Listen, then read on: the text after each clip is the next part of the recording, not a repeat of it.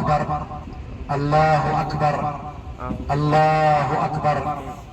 سبحان الذي سخر لنا هذا وما كنا له مقرنين وإنا إلى ربنا لمنقلبون. اللهم إنا نسألك في سفرنا هذا البر والتقوى ومن العمل ما ترضى. اللهم هون علينا سفرنا هذا واطوي عنا بعده. اللهم أنت الصاحب في السفر والخليفة في الأهل، وعثاء السفر وكآبة المنظر وسوء المنقلب في المال والأهل. آمين يا رب العالمين. والصلاة والسلام على أشرف المرسلين سيدنا ونبينا محمد عليه أفضل الصلاة وأزكى التسليم. أما بعد، أيها المعتمرون والمعتمرات، أحييكم بتحية الإسلام، وتحية الإسلام هي السلام، فالسلام عليكم جميعا ورحمة الله تعالى وبركاته. وعليكم السلام. إخواني، ها نحن الآن إن شاء الله نقوم بزيارة بعض الأماكن المقدسة التي حط فيها رسول الله صلى الله عليه وسلم قدماه. هذه الأماكن التي نزورها إن شاء الله نبدأ بجبل ثور، وبعد جبل ثور جبل عرفات، وبعد عرفات وأثناء عودتنا نمر بمزدلفة، ثم منى، ثم غار حراء. هذه الأماكن التي نزورها سنتوقف قليلا في أول محطة وهي جبل ثور، ونشرح لكم وش وقع في هذا المكان. ثم نوصل العرفة أيضا نتوقف شوية ونشرح لكم وش وقع في هذا المكان. وأثناء عودتنا طبعا ما نتوقف، الحافلة ما توقفش، وإنما نشرح لكم واش كاين في مزدلفة، ثم في منى، وأخيرا نتوقف في غار حراء ونعطي أيضا لمحة عن هذا المكان المقدس. إذا بإذن الله إن شاء الله لما نوصلوا لغار ثور راح نوصلوا لحد ثم مباشرة ونتكلموا شوية عن هذا المكان، وبعد ذلك نمشي إن شاء الله ونروحوا العرفة، وأيضا نزيدوا نشرح لكم ثم واش وقع في المكان هذا وجميع الأماكن إن شاء الله اللي راح نتوقفوا فيها. راح نعطيكم بعض اللمحات باش تكونوا على علم كيفاش هذه الزيارات هذه وهذه الأماكن هذه واش اللي وقع فيها. وأخيرا السلام عليكم ورحمة الله تعالى وبركاته.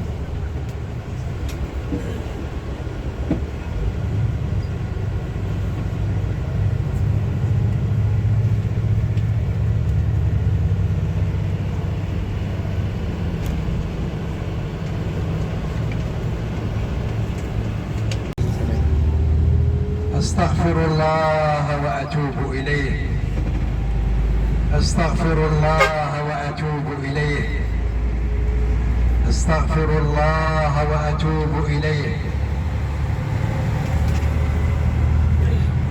سبحان الله وبحمده، سبحان الله وبحمده، سبحان الله وبحمده.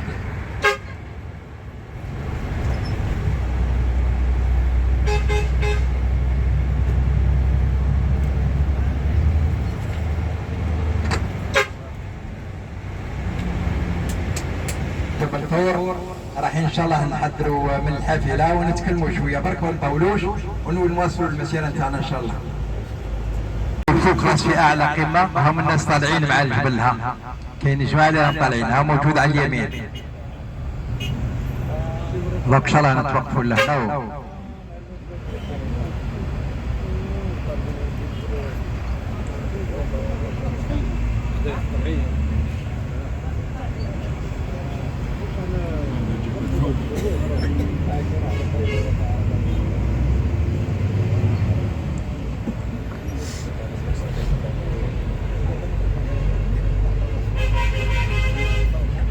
لو توقفنا لهنا الثور في الفوق خلاص كاين هذا الغار يسمى بغار ثور.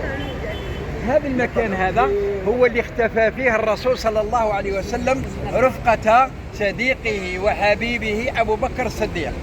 وكتاش هربوا للغار هذا؟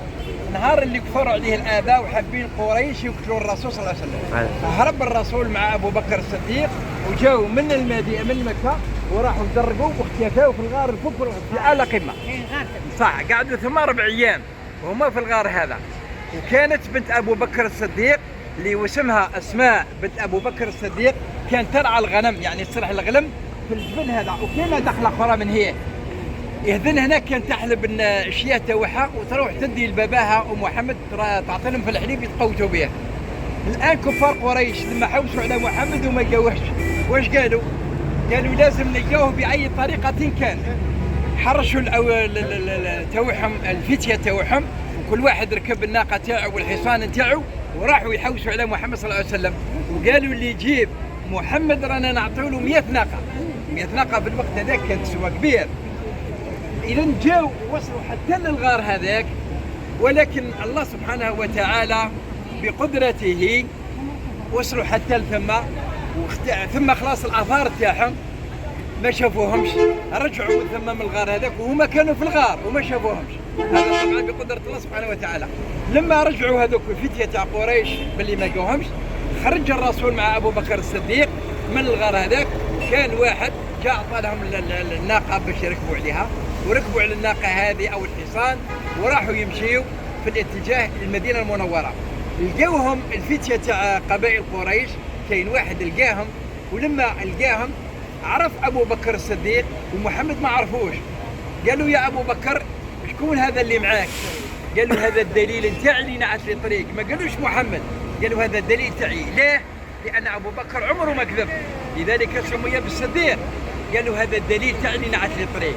خلوا السبيل تاعو وراحوا يمشيوا. الآن لما رجعوا الكفار طبعا ما لقاوش الرسول صلى الله عليه وسلم، الرسول ولا مشى تم الطريق نتاعو الى المدينه المنوره. احنا الان رانا في المكان هذا وهما جاوا من المدينه، جاوا من مكه حتى للغار هذا، الغار ثور هذا.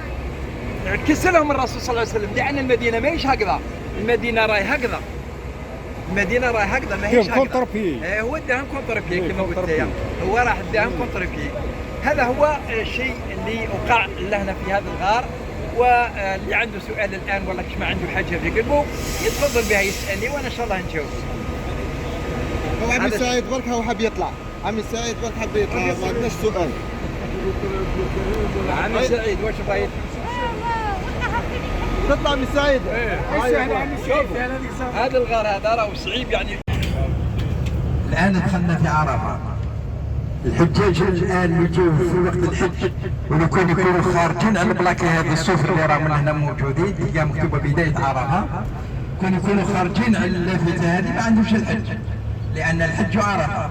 هاي موجوده اللافته منا على اليمين بدايه عرفه. ينعتوا لك الان البلاك كامل وينعت لك الحدود تاع عرفه. ها منا على اليمين هاي وراي بدايه عرفه، بدايه عرفه.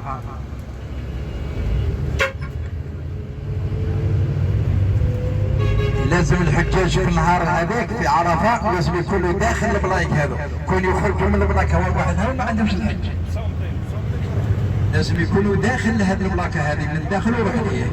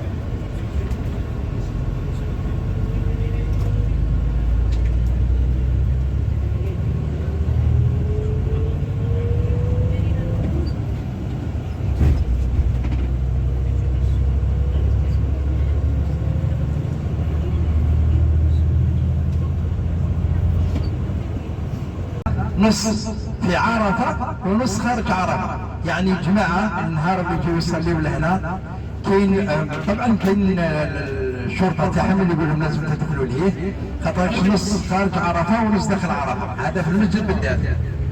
هاو المسجد هذا اللي راهو من على اليمين سميوه مسجد النميرة.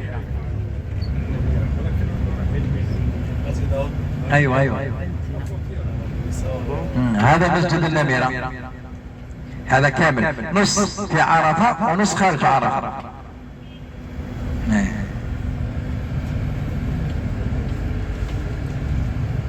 وهذا المسجد هذا راهو يحل غير في وقت الحجة، نهار عرفة يصليوا فيها نهار واحد في عام كامل. سبحان الله. وهذا الحجاج الان لما يجوا لنا هذا يسمى طريق ممشاة، يروحوا من يمشوا حتى لمكة.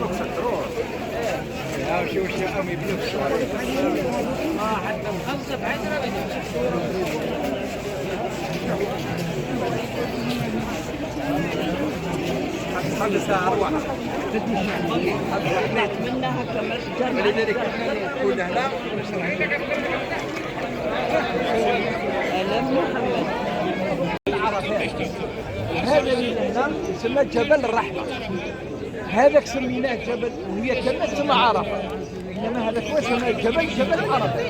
الآن رانا في عرفات بالذات. ليه سميناها عرفة؟ لأن لهنا تعرف سيدنا آدم على أمنا حواء.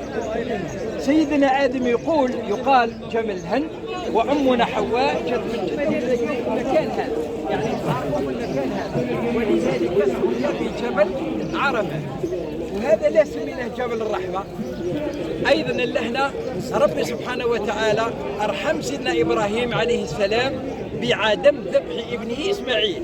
هنا إبراهيم كان راح يجيب ابنه للمكان هذا ويذبحوا لهنا، لأنه سيدنا إبراهيم راه شاف ابنه في المنام باش يذبحوا، وحب يلبي هذا الطلب هذا اللي شافه في المنام، جابوا حتى لهنا باش يذبحوا. الآن ربي سبحانه وتعالى فداه بذبح كبش، يعني قالوا رب العالمين كبش عندنا ما كاينش. هذه هي الذبح كلها رب العالمين كبش، ولذلك سمي بجبل الرحمة. الآن كاينين وقعوا في الحوايج لهنا في جبل عرفة هذا أو في جبل عرفة. أول حاجة هي تعرف سيدنا آدم على أمنا حواء في هذا المكان. الشيء الثاني اللي يقع لهنا هو سيدنا إبراهيم راح يذبح ابنه إسماعيل في هذا المكان. الشيء الثالث اللي وقع لهنا هي خطبة الوداع تاع الرسول صلى الله عليه وسلم في مسجد النميرة اللي كنا نشوفوا فيه. ثم طب وخطب عليهم، وهذيك هي الحجة تاعو الأولى وهذيك هي الأخرى، وحج مرة واحدة في حياته في الرسول صلى الله عليه وسلم. ونزلت عليه الآية اللي تقول له اليوم أكملت لكم دينكم وأتممت عليكم نعمتي ورضيت لكم الإسلام دينا. إذن ربي سبحانه وتعالى في النهار هذاك اللي أو الآية هذيك اللي نزلت عليه اللهنة في جبل عرفة، والرسول صلى الله عليه وسلم انطق بها اللهنة، وهذه كانت الحجة تاعو الأخرى خلاص. لذلك احنا من الأحسن ومن الأجدر باش نجيو نزوروا المكان هذا، لأن الرسول صلى الله عليه وسلم وقعت قدماه في هذا المكان هذا، وسيدنا إبراهيم أيضا وقعت قدماه في هذا المكان هذا، وسيدنا آدم أيضا وقعت قدماه في هذا المكان. ولذلك راكم تشوفوا الجماهير الكثيرة اللي راهي تجي لهنا باش تحط رجليها هي أيضا في هذا المكان باش تعرف واش قاعد في هذا المكان. أخيرا لا عساني أن أقول إلا أن ربي إن شاء الله يتقبل الزيارة تاعنا لهذا المكان هذا إن شاء الله رب العالمين. إن شاء الله رب العالمين جاب لنا عمر أخرى بما حج. السلام عليكم ورحمة الله وبركاته. المغرب من عرفة يتوقفوا لهنا ويباتوا لهنا في مشعر الحرام يجي مزدلفة يباتوا ثم، وقبل صلاة الصبح أو في الصبح ينزلوا الحصى من ثم الحجار ويروحوا من ثم ويزوموا ويروحوا من المنن. طبعا من ثم بعد صلاة الظهر يروحوا يرميوا الجمرة كبرى في اليوم الأول. لما نوصلوا إن شاء الله المزدلفة أنا نقول لكم ها وراء المسجد الحرام ها وين يباتوا الحجاج ثم حتى الصباح باش يروحوا المنن إن شاء الله. الآن رانا وصلنا المزدلفة، دوك نشوفوا على اليمين تاعنا على الجهة اليمنى تاعكم تلقاو المسجد المشعر الحرام. ها هو ذا أمامكم، هذا هو الجامع يسميوه مسجد المشعر الحرام. هنا اللي يباتوا الحجاج نهار اللي يجوا يحجوا يباتوا هنا ويهزوا الحصى من هنا يعني الحجار ويهزوهم والصباح يبكروا ويروحوا حتى المنن. هذا خاص بالحجاج برك، يعني احنا المعتمرين انا عقبنا زياره برك، هذا خاص بالحجاج.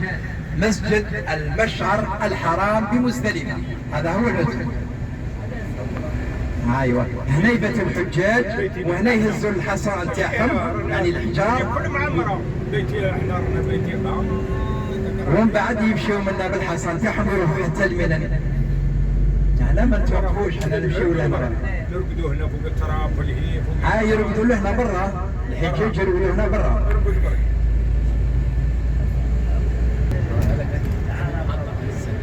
المحطة كاملة هذه محطة في محطة هناك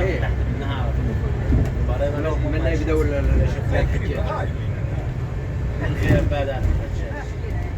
يبدأ الحجاج من أنا قلت من ان شاء الله يبداوا الخيام تاع الحجاج اللي يباتوا فيهم، ها موجودين على اليمين، هذوما الحجاج يباتوا لنا في القواطن هذو، هم هزينهم الباشا تاعهم. تقريبا كل خيمه تهز 50. جميع الدول المسلمه يعني يباتوا لنا في الخيام هذه.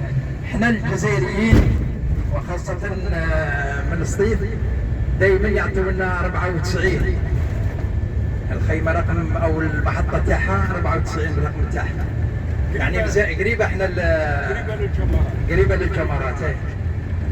هذه من بعيده يعني الناس اللي يروحوا منها بعيده من الدار، وان كان عندهم ترى ماشيين هذيك فاش يركبوا هاي المحطه تاعها.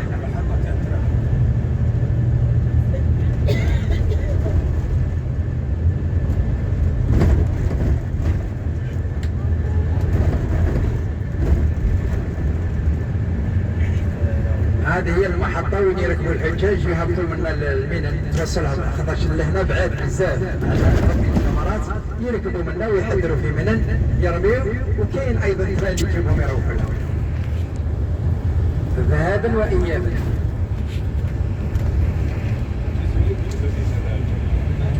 احنا الجزائريين نروحوا نمشي ويجوا نمشي، لأن طبعا المسافة تاع 500 متر 600 متر هذاك مكان.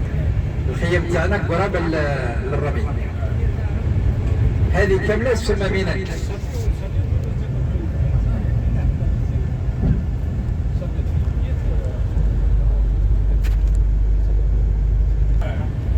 القبة بتاع سيد اسماعيل. ها ورا اسماعيل. هنا قدام. مزاد على الجهة اليسار. هي على اليسار بس انا عارفها، بس تكلموا بقى عليها. قبة سيدنا اسماعيل.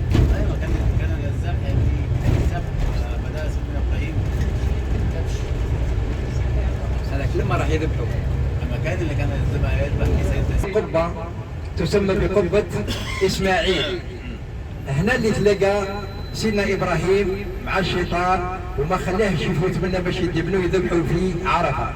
هنا اللي يسبق له الشيطان وتغلب سيدنا ابراهيم على الشيطان وعقب مر حتى العرفه، وزاد الحبوب بن اسماعيل ايضا تاوشوا الشيطان لهنا وتغلب عليه والحق بيو الى نعم.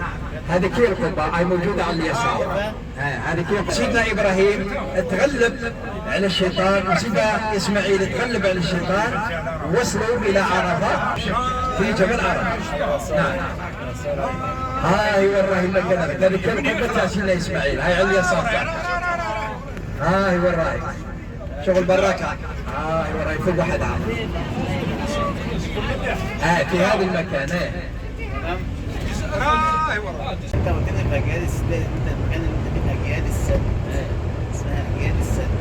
من عرفت الشارع انا ركبت الباص قبل المكان 150 متر على مش على رجلي، يعني افتكرت الفندق ده وانا نزلت نزل. انت ما كنت راجع عارف بقى جاب الفندق. الباص تاني وايه راجع. ايوه. كل المفروض يسمينها اجيال السد عشان القفله بتاعته. انت لما تتوقف هي باش ما ينزلوش الركاب، ما ننزلهمش، نتوقف فقط نشرح لهم شويه على عايزين ينزلوا هنا شويه باش اللي راه موجود فيه غار حراء، موجود على اليمين تاعكم، هو اعلى قمه فوق راس موجود هذا الغار هذا اللي يسمى بغار حراء. نتوقفوا لهنا.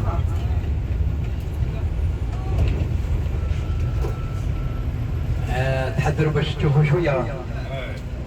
هاي روح شوف لي المكان. بلاصه بدي هو هنا بقى.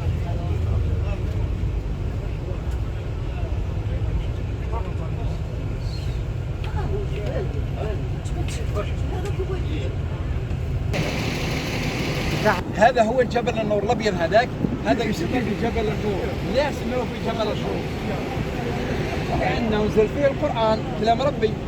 هو النور، هو اللي هدانا الى طريق مستقيم.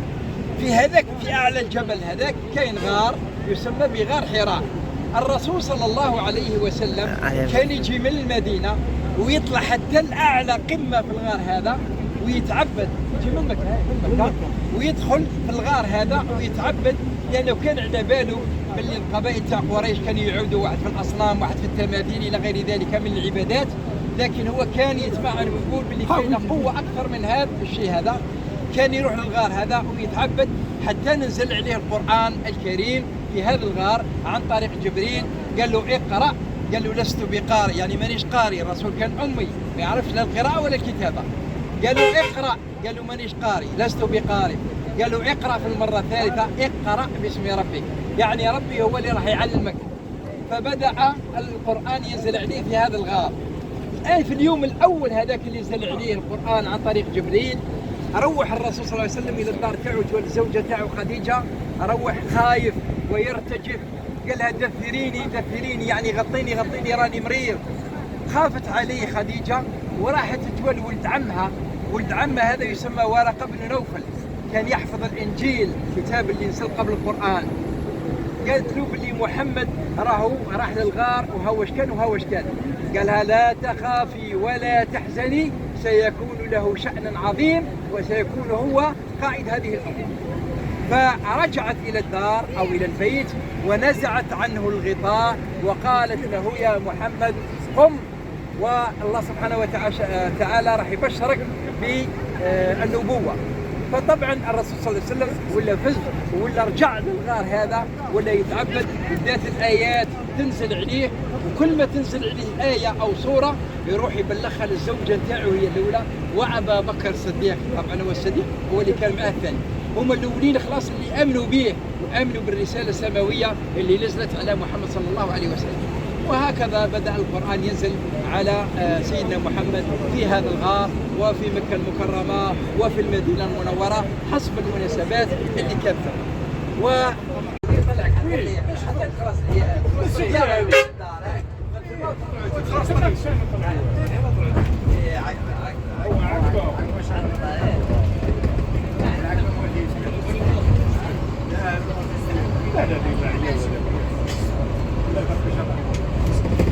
بسم الله الرحمن الرحيم، والصلاة والسلام على أشرف المرسلين نبينا محمد عليه أفضل الصلاة وأزكى التسليم.